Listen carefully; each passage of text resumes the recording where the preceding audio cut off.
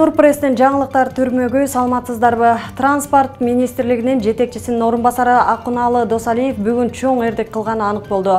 Ал мыйзамсыз куруп алган үйүнүн тосмосун өз демилгеси менен буздурду жана буга чейин бир аз түшүнбөстүктөр болгонун айтты.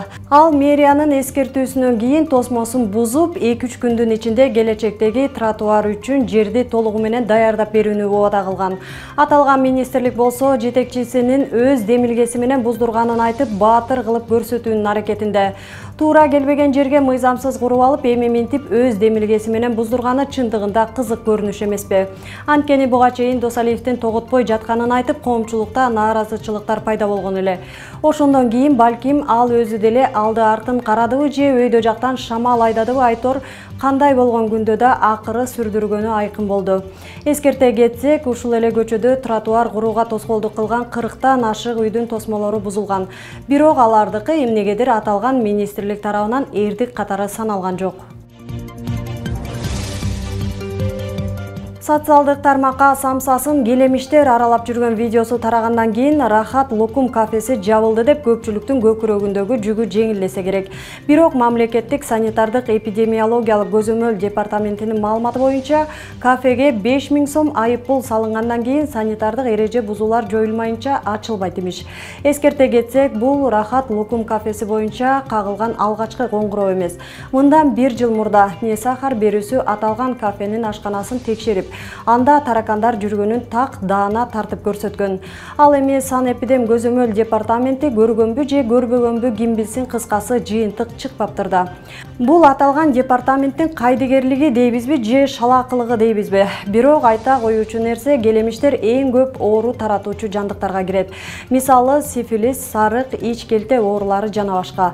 Бүгүн коомчулукта талаштуу пикир жаралды. Санэпидем көзөмөл департаментинин бул иш-чарасы менен аталган маселе чечилеби же чечилбейби? Бул өзүнчө маселе. Кептин баары бул видео бир кафе жолдун боюнда болгондуктан тартылып калганында болуп жатат. Ал эми санитардык абалы талапка жооп бербесе да, соц түйүндөргө ушундай видеолору чыкпай эле иштеп жүргөн тамактануучу жайлар канча. Санэпидем көзөмөл болсо, биз көргөндөй атайын видео далил болмоюнча текшерип чара колдонбой тургандыгы анык болду. Андыктан туугандар келемиштердин кешигин жеген жокмун деп арабыздан эч ким кепилдик бере албаса керек. Кыскасы, ар кимдин ден соолугу өзүнүн колунда. Биздин бабалар жет атасын билбегенде жетесиздешчү эле. Жетим болсо дагы жет атасын сүрүштүрүп тапчу. Атасы атамекендик согушта дайынсыз кетсе дагы энесине жазылган эмес кыргыз. Бул кордукту уккандан кийин манас деп айкырганды токтотуп, алды артыбызды карай турган кез келди окшойт.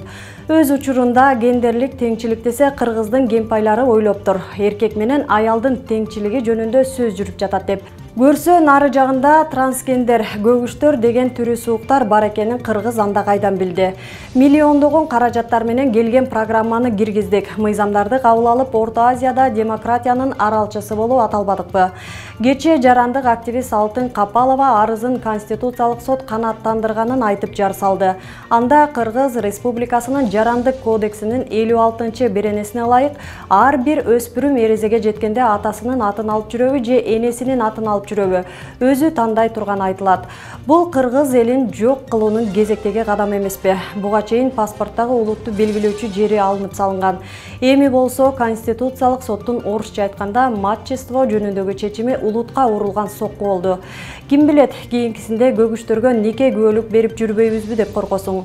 Ата-бабалардын алдында, келечек урпактын алдында мындан өткөн кордук барбы? Минтип отурса, кыргыздын санжырасы кайда калат? Жакында Кыргыз циркинин директору Фархат Бекмамбетов өз арызын жазып иштен кетти. Ал эми 2018 жылы 20 декабрда мурдагы директор Курмангазы Исанаев иштен кеткен эле. Эки директор тең коррупцияга күнөөлөнүп, көптөгөн ызы-чуулар жана арыздануулардан кийин иштен кетишти. Бирок бири дагы кызматтагы коррупциялык иштер боюнча мыйзам алдында жооп берген жок. Айтор карга карганын көзүн чукубайт болдубу? 2022 жылдагы УКМК тарабынан дайындалган аудитордук комиссиянын корутундусунда белгиленген 32 миллион сомдук каржылык кемчиликтер боюнча иштер дагы аягына чыкпай, ың-жыңы жок, алигиче дайынсыз. Сандар алмашканы менен сумма өзгөрбөйт дегендей, Маданият министрлиги болсо көп жылдан бери көйгөйлөрү көкүрөктөн кысып, коррупциялык торго чырмалган кайран кыргыз тилин колдон колго өткөрүп, коомчулукту жубатуу менен алек. Бүгүн дагы убагында Фархат Бекмамбетовдун оң колу болуп жүргөн. Азыркы учурда директордун милдетин аткарып жаткан Бегалы уулу Жанайды директорлук орунга калтыруунун аракеттери көрүлүп жатканы айтылууда. Буга кошумча майлуу орун көптүн көзүн күйгүзөт болуп, Рыскулбек Боронбаев аксакалдагы жаштардын катарында портфелдин камын көрүп жүргөнү жөнүндө сөздөр бар. Эми Маданият, маалымат, спорт жана жаштар саясаты министрлиги тарабынан тиешелүү иш-чаралар жүргүзүлүп, бул жолкусунда тармакты алдыга жылдыра турган кесипкөй кадр кызматка дайындалып, коррупцияга бөгөт коюлабы же көнгөн адат боюнча бул жолу дагы жабылуу аяк жабылуу ойдон калып, маселе дагы эле жең ичинде чечилеби? Албетте аны убакыт көрсөтөт. Мамлекеттик мүлктү башкаруу агенттиги Мегаком уюлдук компаниясын сатуу боюнча аукцион жарыялады. Баштапкы баасы 14,6 миллиард сом.